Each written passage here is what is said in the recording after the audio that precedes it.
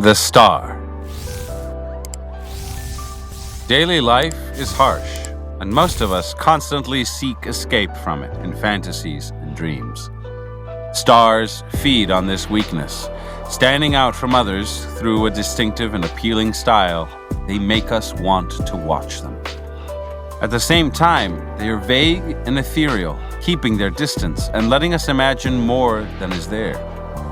Their dreamlike quality works on our unconscious. We are not even aware how much we imitate them. Learn to become an object of fascination by projecting the glittering but elusive presence of the star. The fetishistic star. One day in 1922, in Berlin, Germany, a casting call went out for the part of a voluptuous young woman in a film called Tragedy of Love. Of the hundreds of struggling young actresses who showed up, most would do anything to get the casting director's attention, including exposing themselves. There was one young woman in the line, however, who was simply dressed and performed none of the other girls' desperate antics, yet she stood out anyway. The girl carried a puppy on a leash and had draped an elegant necklace around the puppy's neck. The casting director noticed her immediately. He watched her as she stood in line, calmly holding the dog in her arms and keeping to herself. When she smoked a cigarette, her gestures were slow and suggestive. He was fascinated by her legs and face, the sinuous way she moved, the hint of coldness in her eyes. By the time she had come to the front, he had already cast her. Her name was Marlene Dietrich. By 1929, when the Austrian-American director Joseph von Sternberg arrived in Berlin to begin work on the film The Blue Angel, the 27-year-old Dietrich was well known in the Berlin film and theater world. The Blue Angel was to be about a woman called Lola Lola, who preys sadistically on men. And all of Berlin's best actresses wanted the part, except, apparently, Dietrich, who made it known that she thought the role demeaning.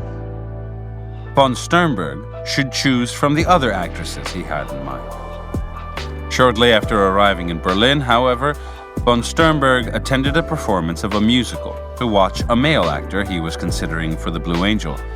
The star of the musical was Dietrich, and as soon as she came on stage, von Sternberg found that he couldn't take his eyes off her. She stared at him directly, insolently, like a man.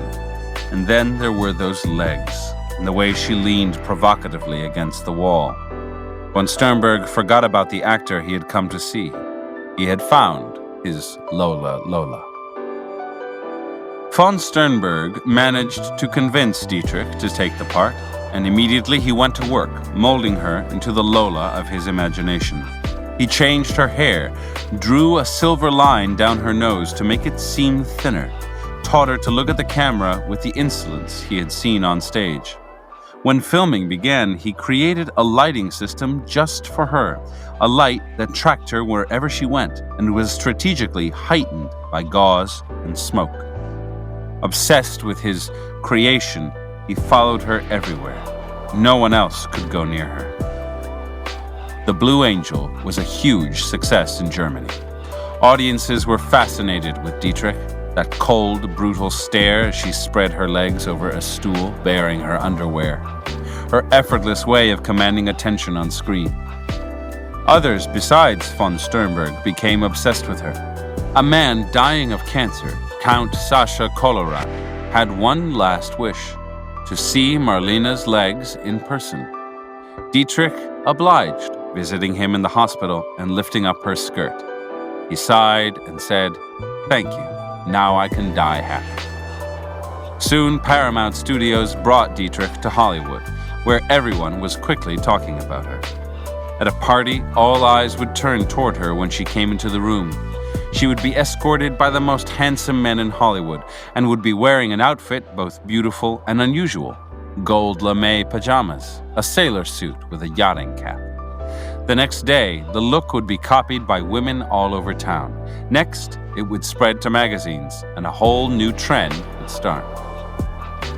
The real object of fascination, however, was unquestionably Dietrich's face.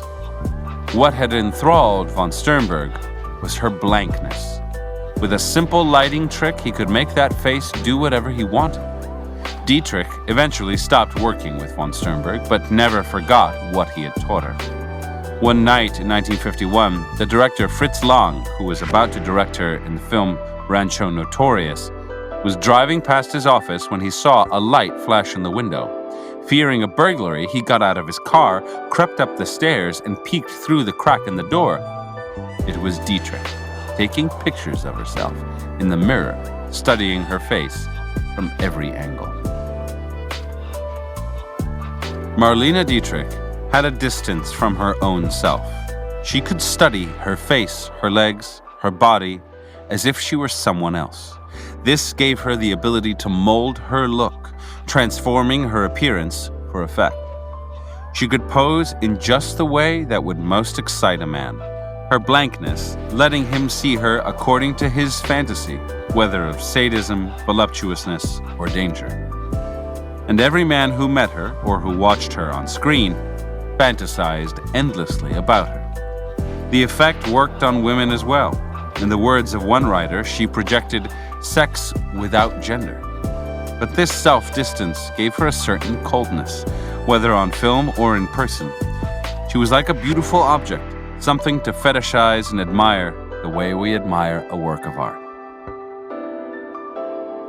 The fetish is an object that commands an emotional response and that makes us breathe life into it. Because it is an object, we can imagine whatever we want to about it. Most people are too moody, complex, and reactive to let us see them as objects that we can fetishize. The power of the fetishistic star comes from an ability to become an object, and not just any object, but an object we fetishize, one that stimulates a variety of fantasies. Fetishistic stars are perfect, like the statue of a Greek god or goddess. The effect is startling and seductive. Its principal requirement is self-distance. If you see yourself as an object, then others will too. An ethereal, dreamlike air will heighten the effect. You are a blank screen. Float through life non-committally, and people will want to seize you and consume you. Of all the parts of your body that draw this fetishistic attention, the strongest is the face. So learn to tune your face like an instrument, making it radiate a fascinating vagueness for effect. And since you will have to stand out from other stars in the sky, you will need to develop an attention-getting style. Dietrich was the great practitioner of this art. Her style was chic enough to dazzle, weird enough to enthrall. Remember, your own image and presence are materials you can control. The sense that you are engaged in this kind of play will make people see you as superior and worthy of imitation. The mythic star. On July 2nd, 1960, a few weeks before that year's Democratic National Convention, former President Harry Truman publicly stated that John F. Kennedy, who had won enough delegates to be chosen his party's candidate for the presidency, was too young and inexperienced for the job. Kennedy's response was startling. He called a press conference to be televised live and nationwide on July 4th. The conference's drama was heightened by the fact that he was away on vacation, so that no one saw or heard from him until the event itself. Then, at the appointed hour, Kennedy strode into the conference room like a sheriff entering Dodge City. He began by stating that he had run in all of the state primaries at considerable expense of money and effort and had beaten his opponents fairly and squarely. Who was Truman to circumvent the democratic process? This is a young country, Kennedy went on, his voice getting louder, founded by young men and still young at heart. The world is changing. The old ways will not do. It is time for a new generation of leadership to cope with new problems and new opportunities. Even Kennedy's enemies agreed that his speech that day was stirring. He turned Truman's challenge around. The issue was not his inexperience, but the older generation's monopoly on power. His style was as eloquent as his words, for his performance evoked films of the time, Alan Ladd in Shane confronting the corrupt older ranchers, or James Dean in Rebel Without a Cause. Kennedy even resembled Dean, particularly in his air of cool detachment. A few months later, now approved as the Democrats' presidential candidate, Kennedy squared off against his Republican opponent, Richard Nixon, in their first nationally televised debate. Nixon was sharp. He knew the answers to the questions and debated with aplomb, quoting statistics on the accomplishments of the Eisenhower administration, in which he had served as vice president. But beneath the glare of the cameras, on black and white television, he was a ghastly figure. His 5 o'clock shadow covered up with powder, streaks of sweat on his brow and cheeks, his face drooping with fatigue, his eyes shifting and blinking, his body rigid. What was he so worried about? The contrast with Kennedy was startling.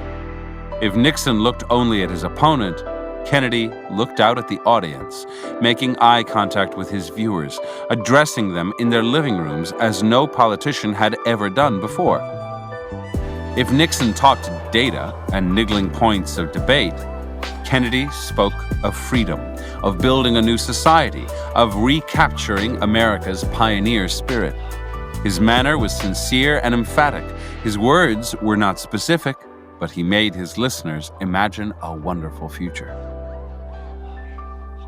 The day after the debate, Kennedy's poll numbers soared miraculously, and wherever he went, he was greeted by crowds of young girls, screaming and jumping.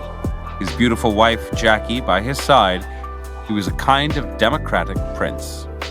Now his television appearances were events. He was in due course elected president, and his inaugural address, also broadcast on television, was stirring. It was a cold and wintry day. In the background, Eisenhower sat huddled in coat and scarf, looking old and beaten. But Kennedy stood hatless and coatless to address the nation. I do not believe that any of us would exchange places with any other people or any other generation. The energy, the faith, the devotion which we bring to this endeavor will light our country and all who serve it, and the glow from that fire can truly light the world.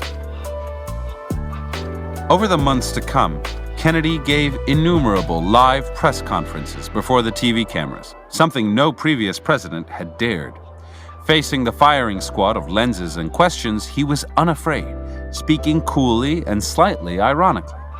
What was going on behind those eyes, that smile? People wanted to know more about him.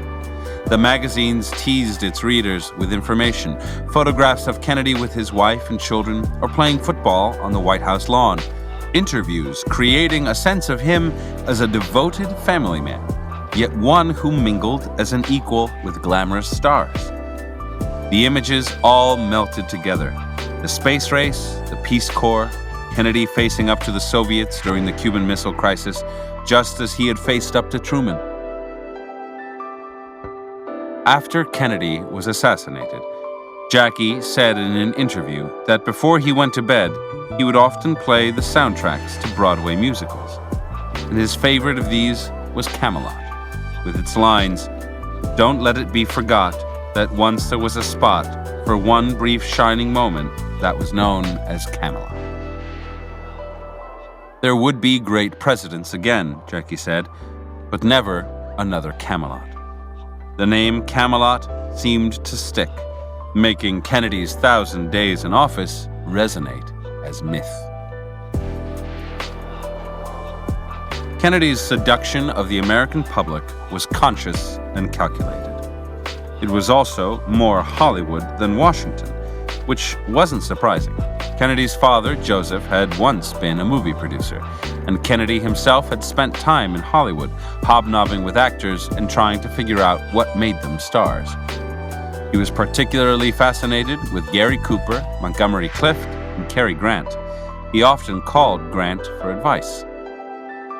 Hollywood had found ways to unite the entire country around certain themes or myths, often the great American myth of the West. The great stars embodied mythic types: John Wayne, the patriarch; Clift, the Promethean rebel; Jimmy Stewart, the noble hero; Marilyn Monroe, the siren. These were not mere mortals, but gods and goddesses to be dreamed and fantasized about. All of Kennedy's actions were framed in the conventions of Hollywood. He did not argue with his opponents, he confronted them dramatically. He posed, and in visually fascinating ways, whether with his wife, with his children, or alone on stage. He copied the facial expressions, the presence of a Dean or a Cooper. He did not discuss policy details, but waxed eloquent about grand mythic themes, the kind that could unite a divided nation. And all this was calculated for television, for Kennedy mostly existed as a televised image. That image haunted our dreams. Well before his assassination, Kennedy attracted fantasies of America's lost innocence with his call for a renaissance of the pioneer spirit, a new frontier. Of all the character types, the mythic star is perhaps the most powerful of all. People are divided by all kinds of consciously recognized categories: race, gender, class, religion, politics. It is impossible then to gain power on a grand scale or to win an election by drawing on conscious awareness.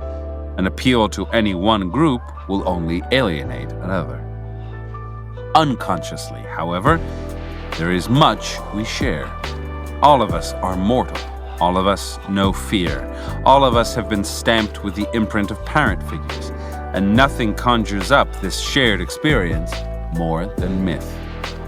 The patterns of myth, born out of warring feelings of helplessness on the one hand and thirst for immortality on the other, are deeply engraved in us all.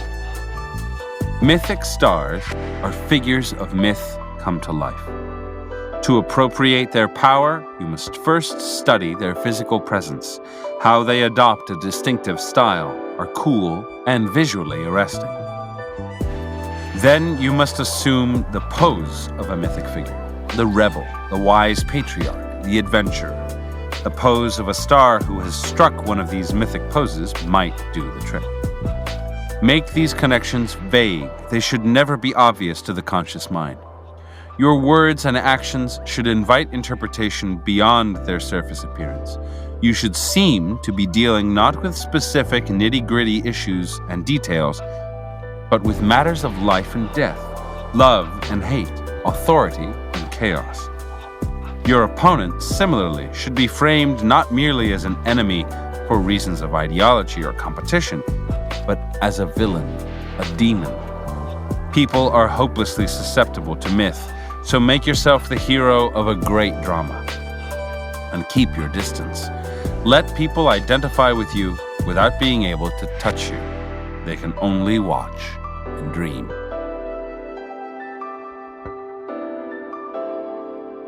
A quote by Jacqueline Kennedy a week after John Kennedy's death. Jack's life had more to do with myth, magic, legend, saga, and story than with political theory or political science. Keys to the character. Seduction is a form of persuasion that seeks to bypass consciousness, stirring the unconscious mind instead. The reason for this is simple. We are so surrounded by stimuli that compete for our attention, bombarding us with obvious messages, and by people who are overtly political and manipulative, that we are rarely charmed or deceived by them. We have grown increasingly cynical. Try to persuade a person by appealing to their consciousness, by saying outright what you want, by showing all your cards, and what hope do you have? You are just one more irritation to be tuned out. To avoid this fate, you must learn the art of insinuation, of reaching the unconscious. The most eloquent expression of the unconscious is the dream, which is intricately connected to myth. Waking from a dream, we are often haunted by its images and ambiguous messages. Dreams obsess us because they mix the real and the unreal. They are filled with real characters and often deal with real situations. Yet they are delightfully irrational, pushing realities to the extremes of delirium. If everything in a dream were realistic, it would have no power over us. If everything were unreal, we would feel less involved in its pleasures and fears. Its fusion of the two is what makes it haunting. This is what Freud called the uncanny, something that seems simultaneously strange and familiar. We sometimes experience the uncanny in waking life, in a déjà vu, a miraculous coincidence, a weird event that recalls a childhood experience. People can have a similar effect. The gestures, the words, the very being of men like Kennedy or Andy Warhol, for example, evoke both the real and the unreal. We may not imagine it, and how could we, really, but they are like dream figures to us.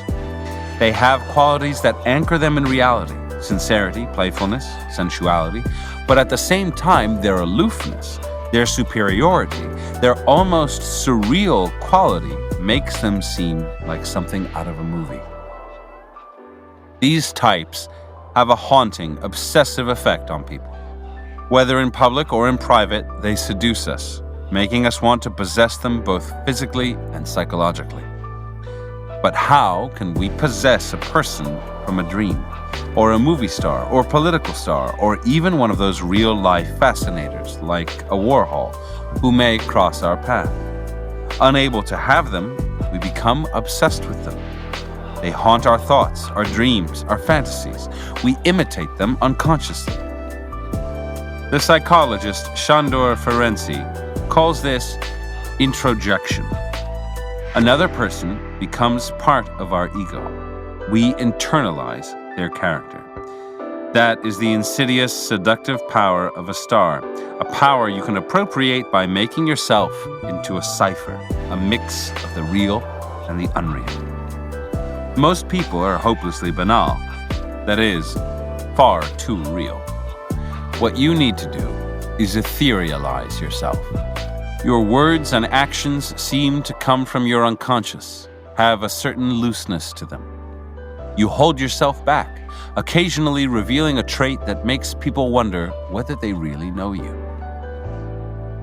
The star is a creation of modern cinema.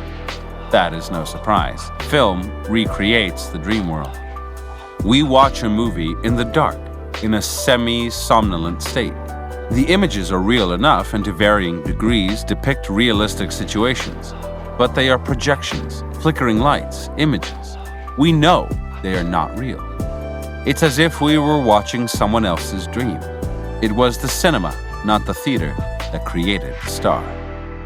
On a theater stage, actors are far away, lost in the crowd, too real in their bodily presence. What enabled film to manufacture the star was the closeup, which suddenly separates actors from their contexts, filling your mind with their image. The closeup seems to reveal something not so much about the character they are playing, but about themselves. We glimpse something of Greta Garbo herself when we look so closely into her face. Never forget this while fashioning yourself as a star. First, you must have such a large presence that you can fill your target's mind the way a close-up fills the screen. You must have a style or presence that makes you stand out from everyone else. Be vague and dreamlike, yet not distant or absent. You don't want people to be unable to focus on or remember you. They have to be seeing you in their minds when you are not there. Second, cultivate a blank, mysterious face, the center that radiates starness. This allows people to read into you whatever they want to, imagining they can see your character, even your soul. Instead of signaling moods and emotions, instead of emoting or over-emoting, the star draws in interpretations. That is the obsessive power in the face of Garbo or Dietrich, or even of Kennedy, who molded his expressions on James Dean's. A living thing is dynamic and changing, while an object or image is passive, but in its passivity, it stimulates our fantasies. A person can gain that power by becoming a kind of object. The great 18th century charlatan Count Saint-Germain was in many ways a precursor of the star. He would suddenly appear in town. No one knew from where. He spoke many languages, but his accent belonged to no single country. Nor was it clear how old he was. Not young, clearly, but his face had a healthy glow. The Count only went out at night. He always wore black, and also spectacular jewels. Arriving at the court of Louis XV, he was an instant sensation. He reeked wealth, but no one knew its source. He made the king and Madame de Pompadour believe he had fantastic powers, including even the ability to turn base matter into gold, the gift of the philosopher's stone. But he never made any great claims for himself. It was all insinuation. He never said yes or no, only perhaps. He would sit down for dinner, but was never seen eating. He once gave Madame de Pompadour a gift of candies in a box that changed color and aspect depending on how she held it. This entrancing object, she said, reminded her of the Count himself. Saint-Germain painted the strangest paintings anyone had ever seen. The colors were so vibrant that when he painted jewels, people thought they were real. Painters were desperate to know his secrets, but he never revealed them. He would leave town as he had entered, suddenly and quietly. His greatest admirer was Casanova, who met him and never forgot him. When he died, no one believed it. Years, decades, a century later, people were certain he was hiding somewhere. A person with powers like his never dies. The Count had all the star qualities. Everything about him was ambiguous and open to interpretation. Colorful and vibrant, he stood out from the crowd. People thought he was immortal, just as a star seems neither to age nor to disappear. His words were like his presence, fascinating, diverse, strange, their meaning unclear. Such is the power you can command by transforming yourself into a glittering object. Andy Warhol, too, obsessed everyone who knew him. He had a distinctive style, those silver wigs, and his face was blank and mysterious. People never knew what he was thinking. Like his paintings, he was pure surface. In the quality of their presence, Warhol and Saint-Germain recall the great trompe l'oeil paintings of the 17th century, or the prints of M.C. Escher. Fascinating mixtures of realism and impossibility, which make people wonder if they are real or imaginary. A star must stand out, and this may involve a certain dramatic flair of the kind that Dietrich revealed in her appearances at parties. Sometimes, though, a more haunting, dreamlike effect can be created by subtle touches. The way you smoke a cigarette, a vocal inflection, a way of walking. It's often the little things that get under people's skin and make them imitate you. The lock of hair over Veronica Lake's right eye, Cary Grant's voice, Kennedy's ironic smile. Although these nuances may barely register to the conscious mind, subliminally they can be as attractive as an object with a striking shape or odd color. Unconsciously, we are strangely drawn to things that have no meaning beyond their fascinating appearance. Stars make us want to know more about them. You must learn to stir people's curiosity by letting them glimpse something in your private life, something that seems to reveal an element of your personality. Let them fantasize and imagine. A trait that often triggers this reaction is a hint of spirituality, which can be devilishly seductive, like James Dean's interest in Eastern philosophy and the occult. Hints of goodness and big-heartedness can have a similar effect. Stars are like the gods on Mount Olympus, who live for love and play. The things you love, people, hobbies, animals, reveal the kind of moral beauty that people like to see in a star. Exploit this desire by showing people peaks of your private life, the causes you fight for, the person you are in love with for the moment. Another way stars seduce is by making us identify with them, giving us a vicarious thrill. This is what Kennedy did in his press conference about Truman. In positioning himself as a young man wronged by an older man, evoking an archetypal generational conflict, he made young people identify with him. The popularity in Hollywood movies of the figure of the disaffected, wronged adolescent helped him here. The key is to represent a type, as Jimmy Stewart represented the quintessential Middle American, Cary Grant the smooth aristocrat. People of your type will gravitate to you, identify with you, share your joy or pain. The attraction must be unconscious, conveyed not in your words, but in your pose, your attitude. Now, more than ever, people are insecure and their identities are in flux. Help them fix on a role to play in life, and they will flock to identify with you. Simply make your type dramatic, noticeable, and easy to imitate. The power you have in influencing people's sense of self in this matter is insidious and profound. Remember, everyone is a public performer. People never know exactly what you think or feel. They judge you on your appearance. You are an actor, and the most effective actors have an inner distance. Like Dietrich, they can mold their physical presence as if they perceived it from the outside. This inner distance fascinates us. Stars are playful about themselves, always adjusting their image, adapting it to the times. Nothing is more laughable than an image that was fashionable 10 years ago, but isn't anymore. Stars must always renew their luster or face the worst possible fate: oblivion. Dangers. Stars create illusions that are pleasurable to see.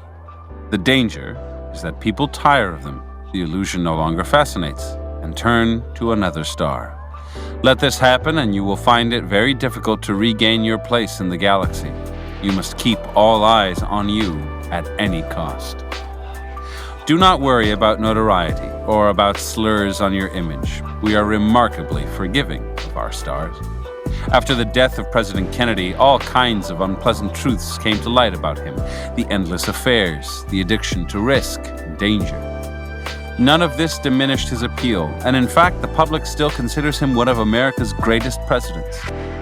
Errol Flynn faced many scandals, including a notorious rape case. They only enhanced his rakish image. Once people have recognized a star, any kind of publicity, even bad, simply feeds the obsession. Of course, you can go too far. People like a star to have a transcendent beauty, and too much human frailty will eventually disillusion them. But bad publicity is less of a danger than disappearing for too long or growing too distant. You cannot haunt people's dreams if they never see you. At the same time, you cannot let the public get too familiar with you or let your image become predictable. People will turn against you in an instant if you begin to bore them, for boredom is the ultimate social evil. Perhaps the greatest danger stars face is the endless attention they elicit. Obsessive attention can become disconcerting and worse. As any attractive woman can attest, it is tiring to be gazed at all the time, and the effect can be destructive, as is shown by the story of Marilyn Monroe. The solution is to develop the kind of distance from yourself that Dietrich had. Take the attention and idolatry with a grain of salt, and maintain a certain detachment from them. Approach your own image playfully. Most important, never become obsessed with the obsessive quality of people's interest in you. In conclusion, here are some further reflections on the star. A quotation by Erich Maria Remarque on Marlene Dietrich. The cool, bright face which didn't ask for anything, which simply existed, waiting. It was an empty face, he thought, a face that could change with any wind of expression. One could dream into it anything, It was like a beautiful empty house waiting for carpets and pictures. It had all possibilities. It could become a palace or a brothel. It depended on the one who filled it. How limited, by comparison, was all that was already completed and labeled. A quote by André Malraux. Marlene Dietrich is not an actress like Sarah Bernhardt. She is a myth like Friday. From Ovid's Metamorphoses. When Pygmalion saw these women living such wicked lives, he was revolted by the many faults which nature has implanted in the female sex, and long lived a bachelor existence without any wife to share his home. But meanwhile, with marvelous artistry, he skillfully carved a snowy ivory statue. He made it lovelier than any woman born, and fell in love with his own creation. The statue had all the appearance of a real girl, so that it seemed to be alive, to want to move, did not modesty forbid. So cleverly did his art conceal its art. Pygmalion gazed in wonder, and in his heart there rose a passionate love for this image of a human form. Often he ran his hands over the work, feeling it to see whether it was flesh or ivory, and would not yet admit that ivory was all it was. He kissed the statue and imagined that it kissed him back, spoke to it and embraced it, and thought he felt his fingers sink into the limbs he touched, so that he was afraid lest a bruise appear where he had pressed the flesh. Sometimes he addressed it in flattering speeches, sometimes brought the kind of presents that girls enjoy. He dressed the limbs of his statue in woman's robes and put rings on its fingers, long necklaces round its neck. All this finery became the image well, but it was no less lovely unadorned. Pygmalion then placed the statue on a couch that was covered with cloths of Tyrian purple, laid its head to rest on soft down pillows as if it could appreciate them, and called it his bedfellow. The festival of Venus, which is celebrated with the greatest pomp all through Cyprus, was now in progress, and heifers, their crooked horns gilded for the occasion, had fallen at the altar as the axe struck their snowy necks. Smoke was rising from the incense when Pygmalion, having made his offering, stood by the altar and timidly prayed, saying, "If you gods can give all things, may I have, as my wife, I pray." He did not dare to say, "the ivory maiden," but finished, "one like the ivory maid."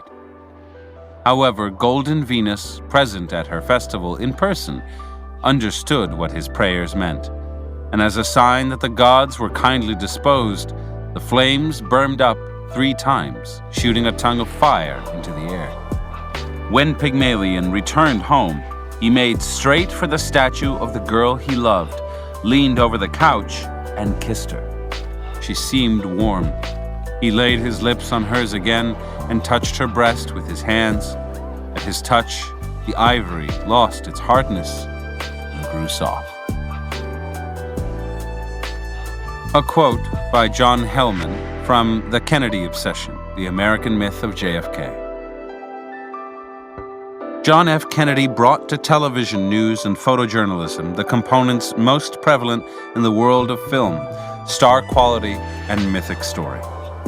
With his telegenic looks, skills at self-presentation, heroic fantasies, and creative intelligence, Kennedy was brilliantly prepared to project a major screen persona. He appropriated the discourses of mass culture, especially of Hollywood, and transferred them to the news. By this strategy, he made the news like dreams and like the movies, a realm in which images played out scenarios that accorded with the viewer's deepest yearnings, never appearing in an actual film, but rather turning the television apparatus into his screen. He became the greatest movie star of the 20th century. A quote from Edgar Morin's The Stars. But we have seen that, considered as a total phenomenon, the history of the stars repeats, in its own proportions, the history of the gods. Before the gods, before the stars, the mythical universe, the screen, was peopled with specters or phantoms endowed with the glamour and magic of the double. Several of these presences have progressively assumed body and substance, have taken form, amplified, and flowered into gods and goddesses. And even as certain major gods of the ancient pantheons metamorphose themselves into hero gods of salvation, the star goddesses humanize themselves and become new mediators between the fantastic world of dreams and man's daily life on Earth. The heroes of the movies are, in an obviously attenuated way, mythological heroes in this sense of becoming divine. The star is the actor or actress who absorbs some of the heroic, i.e. divinized and mythic, substance of the hero or heroine of the movies, and who, in turn, enriches this substance by his or her own contribution. When we speak of the myth of the star, we mean, first of all, the process of divinization which the movie actor undergoes, a process that makes him the idol of crowds. A quote from J.P. Mayer's British Cinemas and Their Audiences.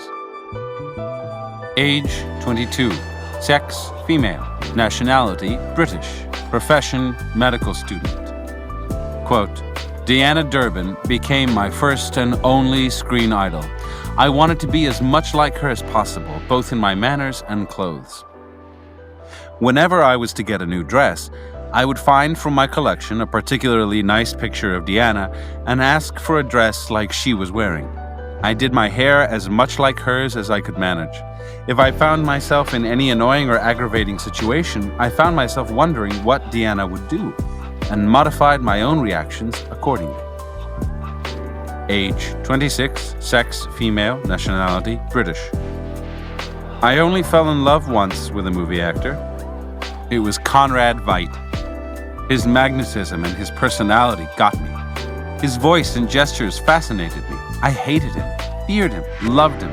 When he died, it seemed to me that a vital part of my imagination died too, and my world of dreams was bare. A quote by George Bernard Shaw. The savage worships idols of wood and stone. The civilized man, idols of flesh and blood. A quote by Ibn Hazm from The Ring of the Dove, a treatise on the art and practice of Arab love.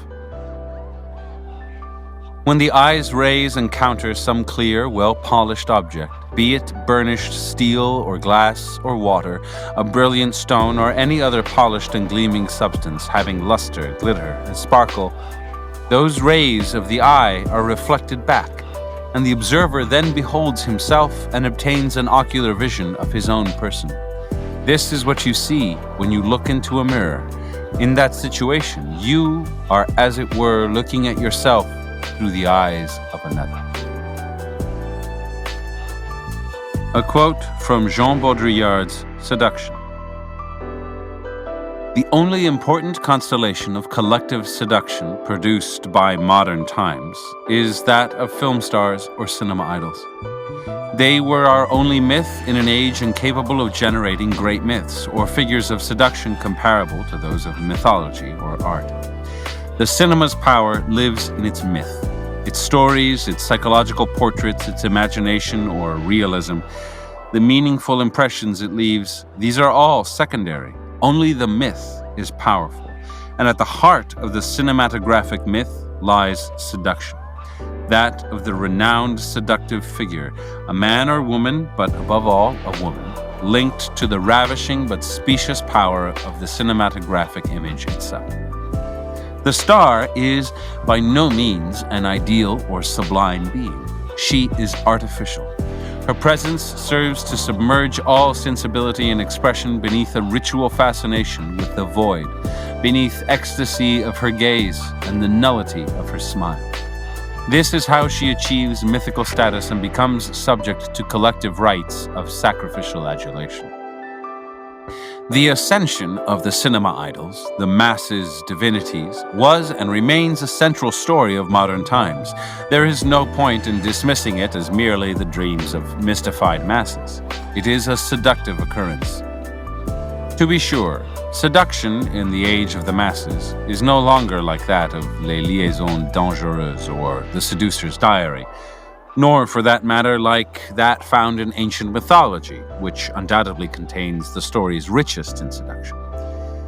In these, seduction is hot, while that of our modern idols is cold, being at the intersection of two cold mediums, that of the image and that of the masses. The great stars or seductresses never dazzle because of their talent or intelligence, but because of their absence. They are dazzling in their nullity and in their coldness, the coldness of makeup and ritual hieraticism. These great seductive effigies are our masks, our Eastern Island statues. A quote from Andy Warhol. If you want to know all about Andy Warhol, just look at the surface of my paintings and films and me, and there I am. There's nothing behind it.